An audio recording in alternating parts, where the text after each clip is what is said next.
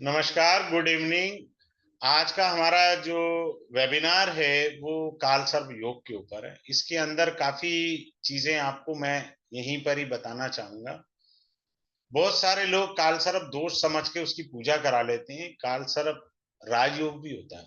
जिसको शक हो ना, जवाहरलाल नेहरू जी की कुंडली देख ले तो आपको समझ आ जाएगा। बिना सोचे समझे रेमेडी के पीछे मत भागा करें।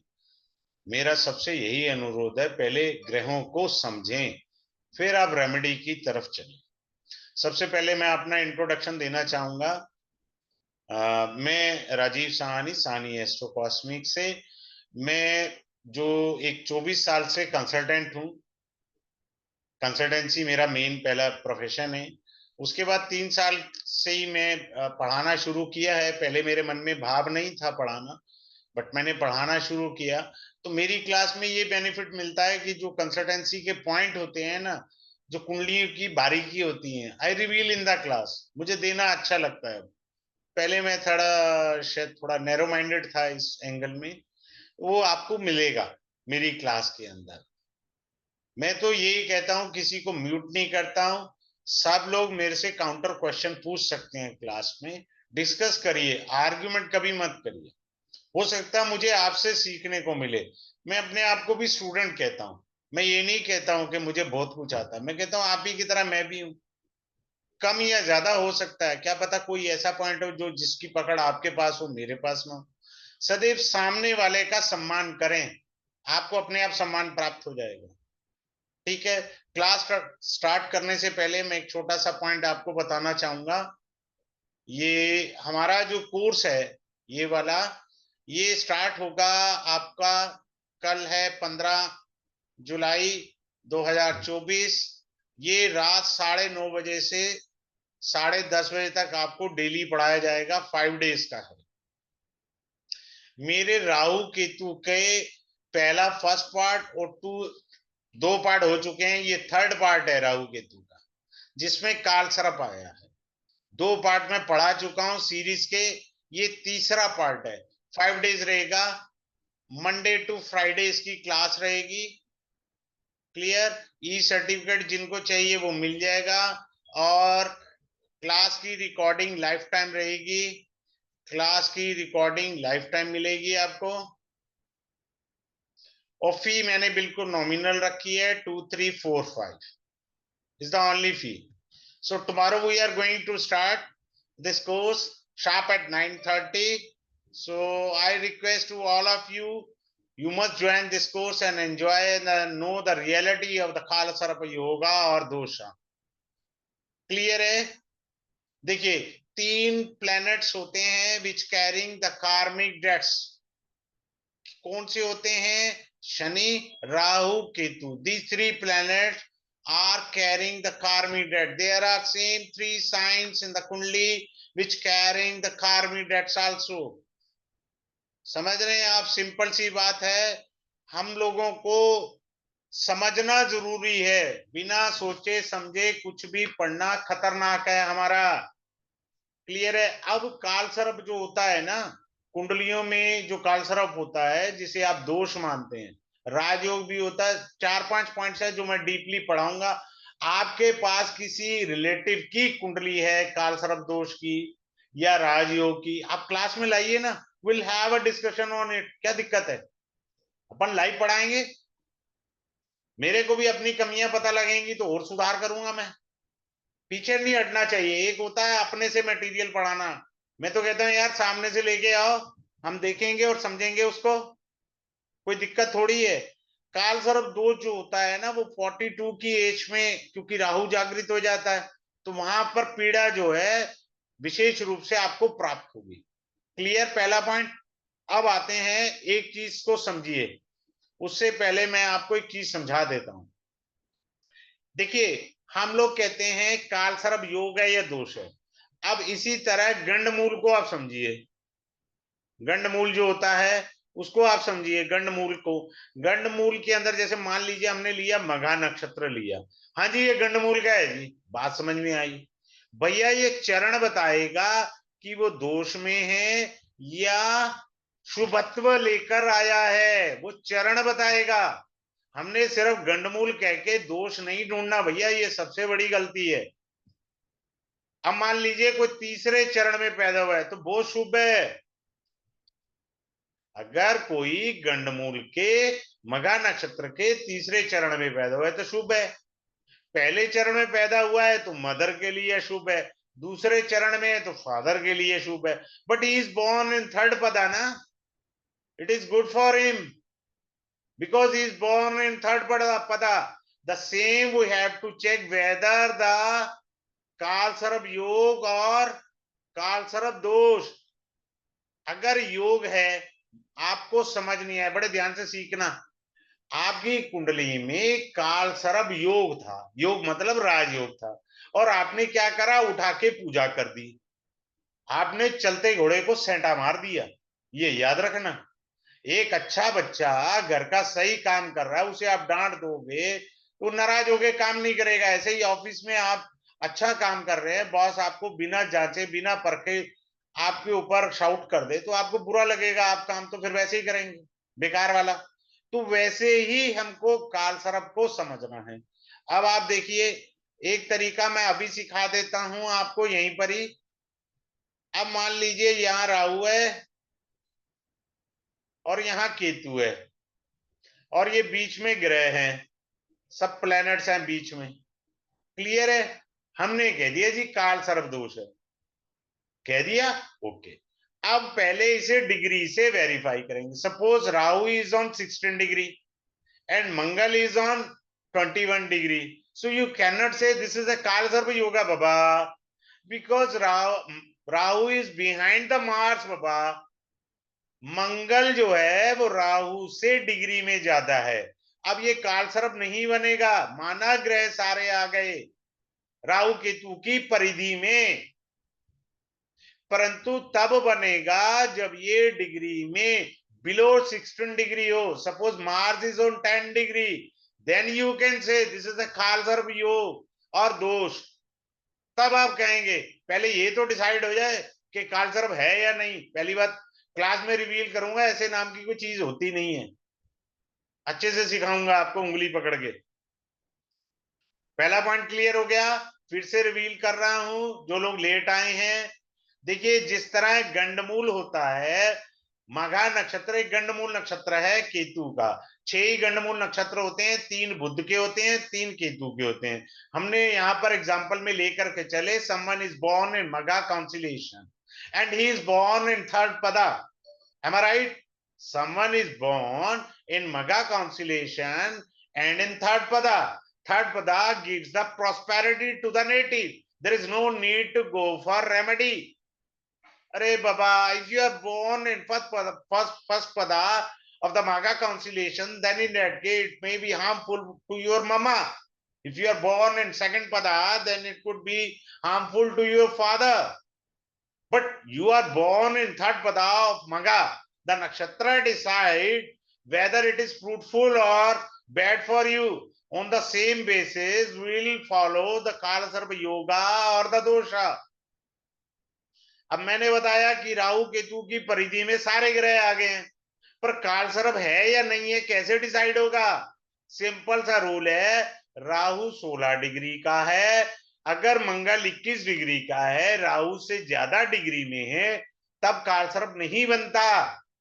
अगर वो राहु की डिग्री से कम है, मंगल 10 डिग्री का है, क्योंकि Rahu 16 degree 15 degree 14 degree 13 degree वो 10 डिग्री पर आएगा, और मंगल 10 से आगे बढ़ेगा 11 12। अब कालसर्प है ना, बिना डिग्री के कैसे डिसाइड कर सकते हैं आप? बिल्कुल गलत है। पहला पॉइंट क्लियर हो गया।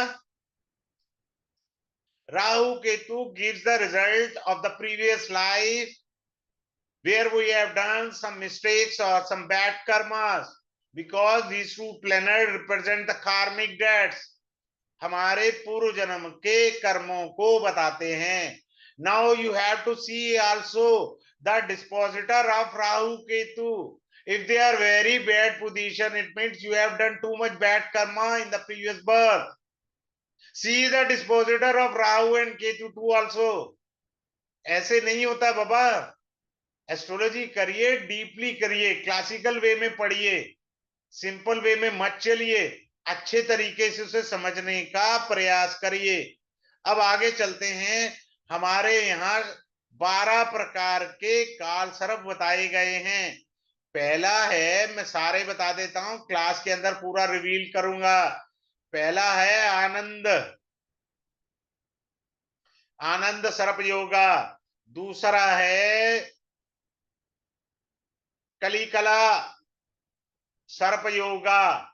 थर्ड है, अच्छा ये जो आनंद वाला बनता है ना, वो कैसे बनेगा? वो लगन से बनेगा।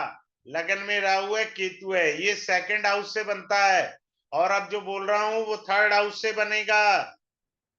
बात समझ रहे हैं? यानी आनंद वाला जो काल सर्प बनता है, लगन में राहु और केतु और सारे ग्रह इधर से इधर जा रहे हूं। क्लियर है? इस तरह से बनेगा। फिर आता है, अगर सेकंड वाला कली कला काल सर्प है, तो Rahu should be in the second भावा। थर्ड इज हमारा क्या है, Vasuki. Then Rahu should be in the third भावा।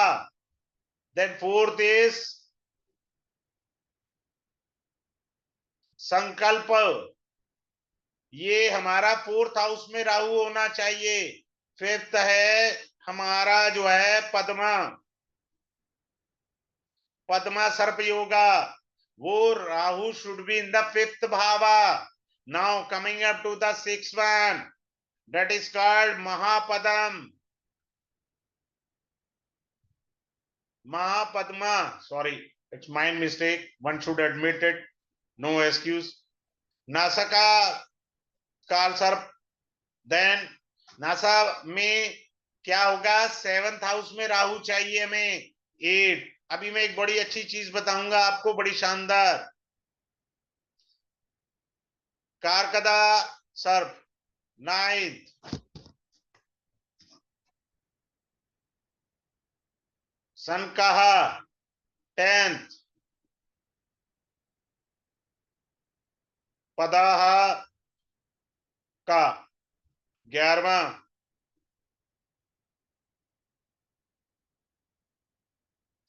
12वां शेष। अब ये 12 प्रकार के हैं, 12 ही कालसर्प आपको क्लास में पढ़ाए जाएंगे। अब आते हैं इंपॉर्टेंट पॉइंट पे। एक होता है कि ग्रह राहु से केतु के बीच में आए। अब आप देखो, किसी का ऐसे भी तो हो सकता है, यहाँ केतु आया, यहाँ राहु आया, सारे ग्रह केतु की तरफ जा रहे हैं। केतु इज द कारका फॉर मोक्ष, केतु इज द कारका फॉर धर्मा। सारे ग्रह जब इधर से राहु की तरफ आएंगे, you are born to get more and more materialistic life. समझ में आ रहा है? मेटीरियलिस्टिक लाइफ की तरफ आप जा रहे हैं। सिंपल सी बात है। बात क्लियर है? आगे चलें, अगले पॉइंट पर आ रहे हैं। केतु की तरफ आने का मीनिंग मैंने एक सिंपल सा बताया है। धर्म के लिए, धर्म को जानने के लिए आप आए हैं। आपको पीड़ा दे सकता है क्योंकि सारे ग्रह केतु की तरफ जा रहे हैं। When I teach in the नाड़ी ना, राहु मीन्स पता क्या होता है? राहु मटेरियलिस्टिक भी है, हल भी है, लेकिन केतु पीड़ा है। जो इंजेक्शन लगता है ना, मैं नाड़ी में पढ़ाता हूँ, मेरा कुछ पता नहीं लगता मेरा रिदम कहाँ चला जाता है, क्योंकि मैं 80% तो अपनी खोपड़ी से चल पड़ता हूँ। क्लास के अंदर भी यही हाल है मेरा। मैं जैमनी पढ़ाने लग जाता हूँ, लाल किताब पढ़ाने लग जाता हूँ, कुछ भी ऐसे चला जाता हूँ और अपनी कंसल्टेंसी वाले पॉइंट्स भी शेयर करता हूँ। आप मास्टरी करें, आगे बढ़े, मुझे अच्छा लगेगा। अब मैं आपको बताता हूं, राहु जो होता है ना, वो मेडिसिन होता है। केतु सुई होता है, सुई लगती पीड़ा होती है, पर राहु रिलीफ दे देता है क्योंकि मटेरियलिस्टिक है। समझ में आया? तो आपके ग्रह राहु की तरफ बढ़ रहे हैं, तो आप मटेरियलिस्टिक चीजों की डिजायर लेकर आए हैं। ठीक है? अगर सारे ग्रह केतु की तरफ जा रहे हैं, तो पीड़ा तो खैर दोनों ने देनी है। ऐसा नहीं मैं कह रहा कि राहु पीड़ा नहीं दे रहा, पीड़ा देगा, ठीक है, पीड़ा में कमी कहीं नहीं रखनी दोनों भाइयों ने, क्योंकि 180 डिग्री 17 एक्सिस पर होते हैं। बात समझ में आया? सिंपल सा रूल आप समझिए, सीखिए, आगे चलते हैं। अब इसमें सबसे खराब वाला जो चीज होता है ना, अब आप सीखिए। मैंने यहाँ राहु रखा, यहाँ केतु रखा, सारे ग्रह इधर आगे, 8 प्लैनेट्स यहाँ आगे, यहाँ यहाँ यहाँ यहाँ यहाँ, एक ग्रह बाहर आ गया। मान लीजिए सूर्य ग्रह इस राहु केतु की परिधि से बाहर आया, सिंपल। अब इसे लोग कहते हैं आंशिक काल सर्प योगा। भैया ये बैंड बजाने वाला होता है, आंशिक वांशिक तो खैर क्या होना है, पर इसने बैंड बजा देना है। अगर सारे ग्रह इधर हैं तो क्लास के अंदर रिवील करूंगा राजयोग कैसे बनेगा और दोष कैसे लगेगा। फिलहाल दोनों को हल्के तरीके से समझाने का प्रयास कर रहा हूं। अब ये सूर्य बाहर आ गया, गड़बड़ कर देगा ये लाइफ के अंदर। गड़बड़ कैसे कर देगा? आपको पिता से दूर कर देगा, या आपके पापा जो हैं दूर जगह पर जॉब कर सकते हैं। बात क्लियर है? सिंपल सी बात है। धन के संबंध में समस्या दे सकते हैं, फैमिली पर ध्यान नहीं है। बात समझ में आ रहा है? क्योंकि father is the head of the family ना, he is out of the family. Suppose किसी के फादर हैं, वो अरब कंट्री में जॉब कर रहे हैं, so who is looking after the family ना, तो फैमिली डिस्टर्ब हुई, क्योंकि धन के लिए वो चले गए, तो घर में धन कैसे खर्च हो रहा है वो भी दिक्कत आ गई। अब आगे चलेंगे। अब मान लीजिए कोई कहता है जी बाहर तो नहीं गए, फादर यही है, दूसरी स्टेट में है या यहीं रह रहे हैं, तो गवर्नमेंट से प्रॉब्लम आएगी, क्योंकि सूर्य सरकार भी है, गवर्नमेंट भी है, तो सरकार से समस्या आएंगी। Suppose someone is doing a government job, he may face a problem in the government job. Another one point, suppose someone is saying sir I am in the private sector, so sun means is the boss, सूर्य का दूसरा अर्थ होता है boss, so boss will tease you, आपको ही तंग करेगा, बाकियों का खून नहीं पीना उसने, आपका ही खून पीना है। तो सूर्य से हमको क्या क्या दिक्कतें आएंगी अगर वो कालसर्प परिधि से अकेला ग्रह बाहर है। जो जो ग्रह कालसर्प से बाहर होंगे वो सदैव पीड़ा देते हैं। कब देंगे जी पीड़ा? भैया सिंपल सा रूल है, एमडी, एडी, पीडी, इन्हीं में ही तो पीड़ा देनी है जब उनकी दशाएं आएंगी। अब पीड़ा के भी 2-3 स्वरूप होते हैं। एक आई जी दशा, अब कोई कहे जी गोचर में भी खराब है सूर्य, गोचर में सूर्य खराब है, डैमेज है, तो पीड़ा डबल होगी ना, एक तो ये पीड़ा हुई, दूसरी ये हुई। समझ में आया? मान लो एमडी एडी पीडी नहीं है, गोचर में सूर्य खराब है, पीड़ा तब भी आई, पर ये वाली जरा हैवी ड्यूटी की आई। सिंपल सी बात है, कोई रॉकेट साइंस नहीं है, बशर्ते आपके अंदर सीखने का पैशन होना चाहिए, या आप साधारण शब्दों में कहे भावना होनी चाहिए। जब आप इस प्रकार से सीखेंगे तो अलग बात आएगी। Now I am taking another one planet, suppose Rahu and Ketu, all the planets are sitting over here, and I say that moon is out of this परिधि, इस रेडियस से, इस चक्रव्यूह से चंद्रमा बाहर हैं। चंद्रमा हमको क्या प्रभाव देंगे, चंद्रमा हमको क्या कष्ट देंगे, वो समझना है। अब इसके अंदर कई बातें होती हैं, कई तत्व होते हैं जिनको हमें ब्रॉडली, डीपली और खुले दिमाग से पढ़ना है। There could be a step mom also, बंदे का, the native who's having this kind of a chart, it might be possible he may be having a stepmother, ये संभावना भी हो सकती है। दूसरा ये भी हो सकता है mother does not have understanding with hubby, यानी आपके पापा के साथ अंडरस्टैंडिंग में कमी हो, या आपकी माता से अंडरस्टैंडिंग में कमी हो। बात क्लियर है? या मम्मी, ऐसा होता है ना, डिवोर्स हो जाता है तो पापा जो है बेटा ले लेते हैं, समझ में आ रहा है, कोर्ट के थ्रू, मम्मा को मिलता नहीं है। समझ में आया? ये पॉइंट भी है, हमें बहुत डीपली इसको समझना है, हर एंगल से समझने का प्रयास करेंगे कि इस वजह से तो नहीं है कि जी मेरे को बच्चे से मिलने नहीं दे रहे मेरे husband. Now see check the chart ना, that lady doesn't have a such kind of a combination in her chart.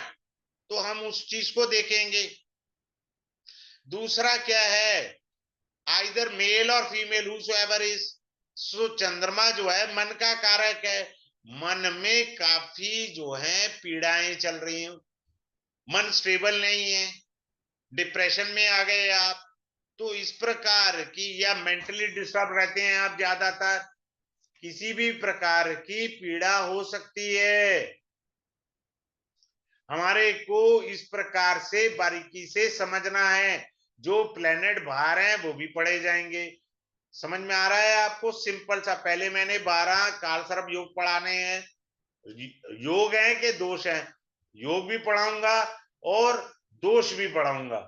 और उसके बाद कालसर्प की परिधि से जो ग्रह बाहर चले गए वो पीड़ाएं कितनी दे रहे हैं. I have an humble request, वो लोग भी ज्वाइन करें जिनके चार्ट में है या उनके रिलेटिव के चार्ट में है. Will have a discussion in the class ना, what is harm there in, have a discussion. आगे चलें, अगले पॉइंट पर चलते हैं. अब एक और पॉइंट हम करेंगे और समझने का प्रयास करेंगे, राहु और मून का. क्लियर है? राहु और मून का. राहु का प्लेसमेंट सदैव पहले असेंडेंट से देखें, लग्ना से, then see from the moon as an A लग्ना. अगर दोनों जगह पॉजिटिविटी है, द पर्सन में अपलिफ्ट इन द लाइफ, वो जीवन में आगे बढ़ सकता है, ऊपर उठ सकता है. ठीक है. कई बार क्या होता है, मान लीजिए राहु जो है, मैं कुंडली में नहीं लिख रहा हूं क्योंकि वो कंफ्यूजन हो जाएगा जी, मेरा तो इस भाव में है. राहु जो है चंद्रमा से 9th भाव में है, 9th हाउस में, wherever your moon is there in the chart. अपन ये देख रहे हैं कि चंद्रमा से 9वें भाव में है, तो आदमी का शुरुआती जीवन बड़ा अच्छा गुजरेगा. आप चेक करके देखिए, अगर कालसर्प नहीं भी है, did you face such kind of things in your life. हमारे को सदैव रिसर्च करते रहना चाहिए. अगर हमारे अंदर रिसर्च की भावना है तो बहुत सारी नई चीजें सीखने को मिलेंगी. आपके पड़ोसी का भी है, लाइए ना चार्ट, हम लोग डिस्कस करेंगे. हो सकता है उस डिस्कशन में नए हमारे को रिसर्च मिले और नए पॉइंट्स मिले, हम उन पॉइंट्स पर आगे बढ़ेंगे. अगर राहु चंद्रमा से 9वें भाव में है, beginning of the life is good but Later Life could be poor. आपको बड़ी ज्यादा परेशानियों में डाल सकता है, कुछ विशेष नहीं घटेगा. जबकि आप कह रहे हो सर मेरी दशा भी अच्छी है. भैया ये ना वो आपका मोबाइल होता है ना, जब आप मोबाइल चलाते हैं तो हिडन एप्लीकेशन पीछे रन कर रही होती है, ऐसा बोलते हैं ना टेक्निकल एस्पेक्ट. तो इसी प्रकार राहु हिडन एप्लीकेशन के रूप में वर्क कर रहा होता है और हम अपने गोचर फोचर सारा लगा लेते हैं, फिर कहते हैं जी कुछ मिल नहीं रहा. तो मिलेगा कहां से इस चीज को हमें समझना है. अब मान लीजिए राहु सिटिंग इन द लग्न, आपको लड़ाई झगड़ा दे सकता है ना, क्योंकि इल्यूशन है ना. लगना means I me my self, मेरा इंट्रोडक्शन ही तो लगना है. राहु सिटिंग इन द लगना, तो आपका हो सकता है कि इंट्रोडक्शन ढंग से ना जाए. बात समझ रहे हैं? सिंपल सी बात को समझना है. ये एक फोबिया भी दे सकता है. Those who are having Rahu in the lagna fear from the enemies, कि there may be someone can harm me, ऐसा एक डर बैठ जाता है. If Rahu is sitting in the lagna, मैं इनडायरेक्ट तरीके से प्रथम वाला काल सर्प पढ़ा गया. मैंने साथ में ये भी कहा नहीं भी है तब भी चेक करो कि क्या टेक्निक वर्क करती है. यू डजंट हैव अ काल सर्प योगा. तो मैंने पहले वाला जो लगन वाला था, आनंद सर्प योगा वो बताया है आपको। अगर वो नहीं भी है तो क्या राहु ये सब दे रहा है आपको? अगर दे रहा है तो क्यों दे रहा है? हमको ये चीज सीखनी है अच्छे से। अब आगे चलते हैं, अगले पॉइंट पर चलते हैं। राहु देखिए, अगर चंद्रमा से 12वें घर में, राहु चंद्रमा से 12वें घर में है, is very good for the financial gain. Rahu, बड़े ध्यान से सुनिए, फिर से मैं रिपीट कर रहा हूं, यहां चार्ट में लगा के 1 सेकंड में दिखाता हूं, कहीं से भी हो भैया, मैं इसलिए नहीं लिखता, आप कंफ्यूज हो जाते हैं। चंद्रमा यहां है, राहु यहां है, राहु चंद्रमा से 12वां है। समझ में आया? यहाँ चंद्रमा है, यहाँ राहु है, तो चंद्रमा से राहु 12वां है। चंद्रमा यहाँ है, राहु यहाँ है, तो चंद्रमा से राहु 12वां किसी भी भाव में हो, is very good for financial gain. Whenever you will have a MD, ED, PD of the Rahu, or during the transit also, it may gives you fruitful results. तो आप देख सकते हैं, चेक कर सकते हैं इस चीज को। राहु जब भी किसी के लगन में हो, अच्छा नहीं माना जाता राहु लगन में, ठीक है। कई बार ये फॉरेन ट्रेवलिंग भी दे देता है, क्योंकि लॉन्ग जर्नी, लॉन्ग डिस्टेंस का कारक ग्रह है। कौन? राहु ग्रह हमारा। अब आ जाइए, एक बार मैं फिर से उन लोगों के लिए बता देता हूं जो उन्होंने लेट ज्वाइन किया है। सपोज किसी का राहु और केतु यहां बैठा है और सारे ग्रह यहां बैठे हैं, तो आप कहेंगे काल सर्प। हो गया जी, ओके डन। पर ये कैसे, इसको वेरीफाई करना है हमें। वेरीफाई करने के लिए क्या टेक्निक है? वेदर यू आर हैविंग काल सर्प दोष और योगा।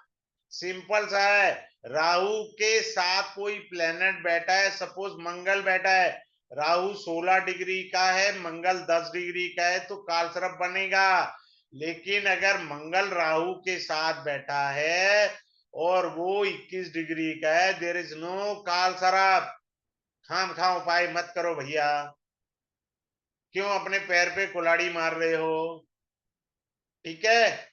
अब मैं ज्यादा कुछ नहीं कह पाऊंगा, कारण क्या है कि मेरी एक लाइन ही पूरे कोर्स को रिवील कर देती है। अब मेरा एक पैशन ये है कि द मोस्ट इजीएस्ट टेक्निक आपके पास होनी चाहिए, जिससे दिमाग का दही ना हो, एक शॉट में आपको चीज रिवील हो जाए। ठीक है। अब ये कोर्स जो है कल 15 जुलाई 2024 को स्टार्ट होगा 9:30 बजे। आप कुछ भी करते हैं तो आप करिए, रात को आप फ्री हैं। ये डेली कोर्स होगा, 5 डेज का है। ये मेरा राहु केतु का 3rd पार्ट है। पहले मैं 2 पार्ट पढ़ा चुका हूं, फर्स्ट एंड सेकंड पार्ट। ये मेरा राहु केतु का तीसरा पार्ट है, 3rd है। और ये मंडे टू फ्राइडे क्लास रहेगी।